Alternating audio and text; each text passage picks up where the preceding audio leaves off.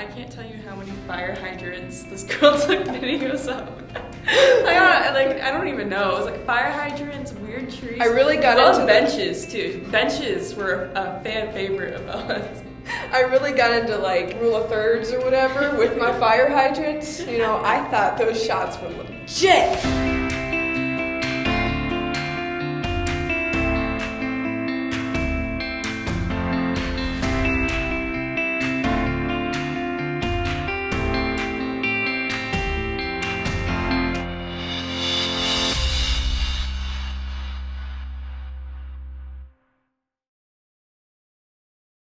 Kind of like an eye-opening moment for me, like throughout this documentary process, was the fact that we had to be very particular and careful with our audio as well as our video.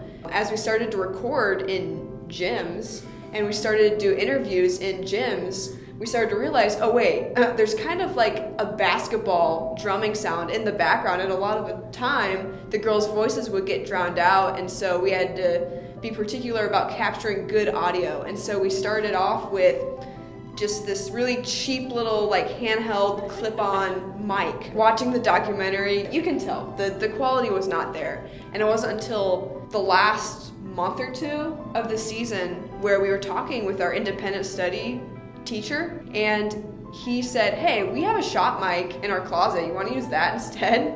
And we were like, where was this for like the last 3 months? Yeah. So as you watch the documentary progress, one, our shots get better, and second, our sound quality gets better.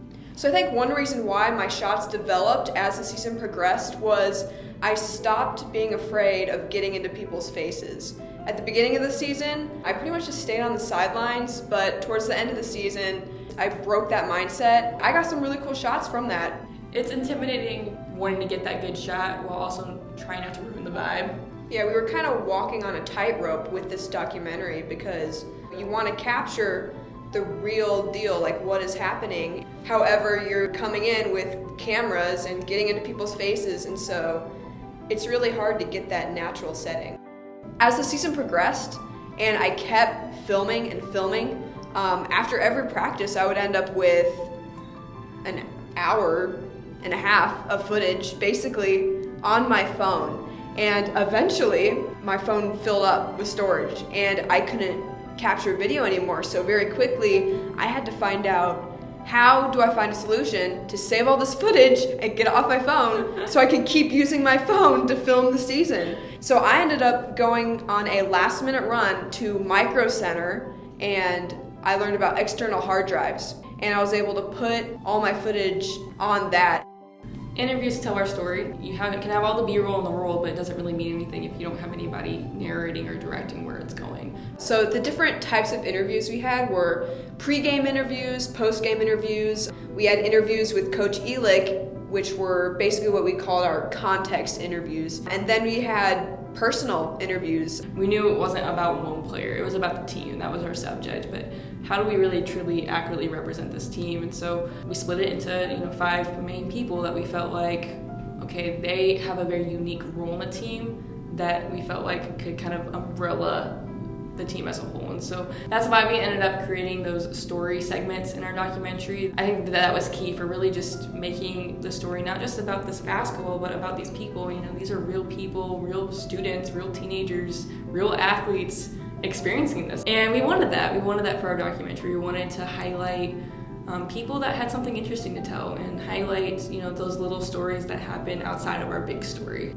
It takes a village to make a documentary, and what I mean by that is you really need to feel like you're in that moment, and so it takes a lot of hands on deck in order to get all those moments. You can't have one person recording simultaneously the game and the crowds, and so that's where having a crew in that village came into play. Isabelle and I, we both split the work filming practices, but for the big games like SEM games or MICDS, I wanted to be able to focus most of my attention on the game as well as the bench.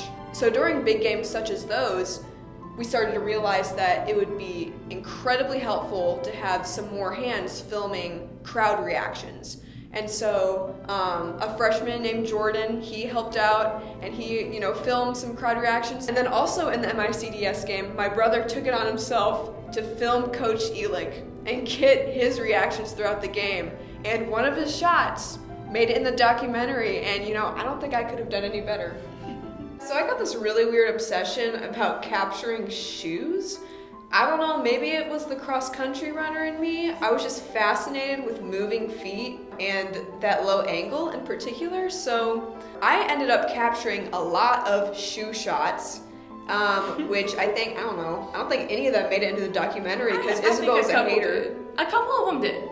But a couple of them were good. Maybe one. We could probably make an entire documentary of players' feet because of how many shots someone took of these shoes. It's just the progression of how their shoes wear down throughout the season from playing because of how many shots you have. That was the story I really wanted to tell, guys. Yeah.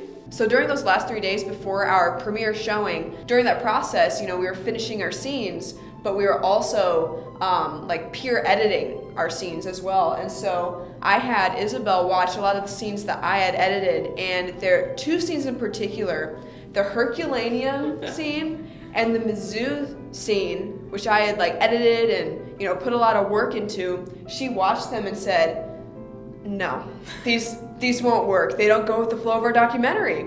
And I was like, you're joking. And so during those 3 all-nighters, I ended up having to redo those 2 scenes entirely. And in the end, they came out a lot better. But you can imagine the stress I was going through during that time. The thing that I didn't consider when making this was that we're 2 individual creatives and we had our own visions for what we were doing, and sometimes those didn't align and it didn't make sense when you put them together. They were still very good individually, but when you put them together, it wasn't cohesive. A lot of the scenes that I was editing, I would get so focused in a certain direction I would want to take it, but I would miss out on the overall context about how that scene would fit particularly in the storyline. And that's why I'm so grateful to be a partner with this one. Was throughout this whole project, Isabelle had just had this overarching vision of the story and how it was supposed to be told. Isabelle was very good at reeling me in and being like, hey, you need to switch this up, you need to change this. And so that's what the Herculaneum and the Mizzou scenes were. My problem was I really wanted to show what was outside of games. So a lot of the practice scenes that I edited were too long, especially those practices leading up to Mizzou. I had this full 8-minute episode, full of clip, and most of it didn't make the cut. Something to really keep in mind when you're editing something of that scale is keep the best of the best. And just because it's good doesn't mean it's the best. And we had to do a lot of polishing, a lot of cleaning, and as people who are very sentimental and love the team very much, it made it very hard not to put every little thing that we recorded in there. We had this saying called period statements, period. That was kind of our way of saying we want everything that is said in this documentary to mean something. Everything that they say leads to some sort of bigger picture or helps elaborate on something that we were already kind of foreshadowing to. And so I think that once we started changing our mindset to that was when we made real progress. Another thing too, the last thing that these players wanted to do was talk about the season that they just lost unexpectedly. That's hard. That's a lot to ask of them. That's not what they signed up for. And so I just want to say thank you. Obviously it wouldn't have happened without them. I can say this about the entire Lutheran South community, but especially our team. It's a community, and Belle and I couldn't have done this without them. You don't do things like this alone. So just wanted to say thank you.